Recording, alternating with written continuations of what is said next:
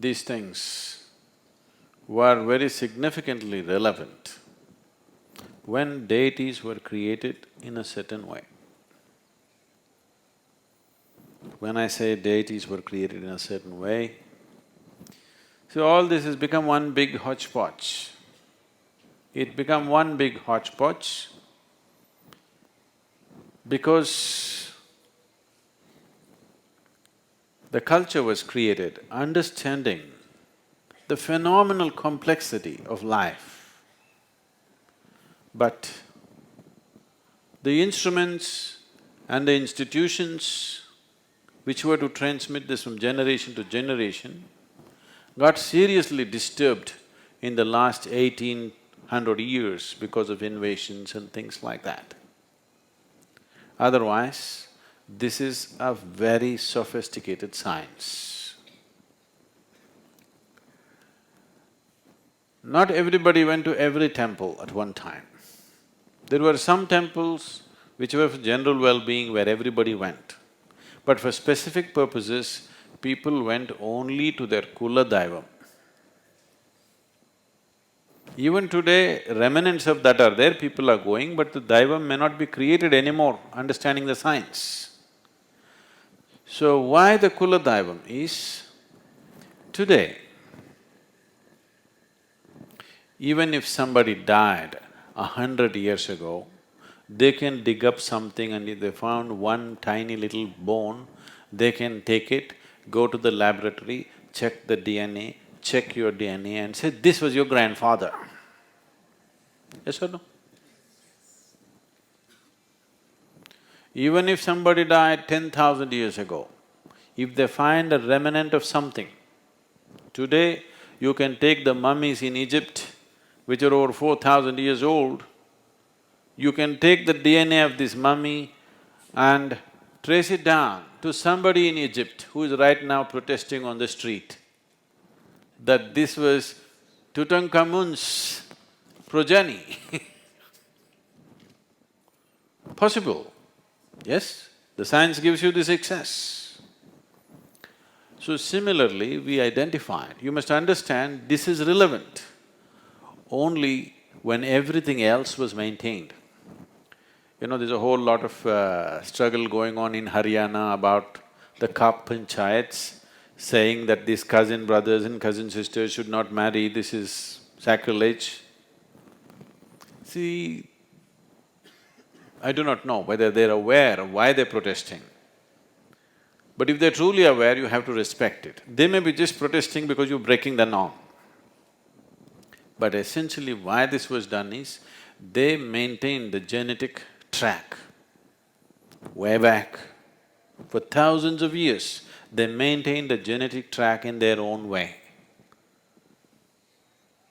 Never mixing it up, never doing anything which will disturb the track so that the progeny comes out well. And not only that, you can create a certain energy which travels through the track. Everybody in your kula need not go to the temple. You go and pray, everybody benefits because all of us is connected. Right now, this will happen. The future of medical science is this, that if they find some pure genetic material, when we say a pure line of genetics, they can do it like this, that they can find something that works for your DNA, just spray it in the air. All the people who have that type of DNA will benefit instantly. Right now they're saying Asians have this kind of DNA and they are more prone to diabetes. Americans have this kind of DNA, they are prone to something else. Aren't they saying this? So if you just add one supplement into the Asian diet or into the American diet or into the European diet, you can change the way people live. This has happened. These things have happened in United States, that they have added certain this thing to as a part of their bread making and everything. Lot of ailments that they were suffering in 40s and 50s are gone in that country because people have that kind of DNA and they're being treated in a certain way unknowingly. The current generation do not even know about it, but it's a part of their bread making, they're taking in certain things and certain things are settled.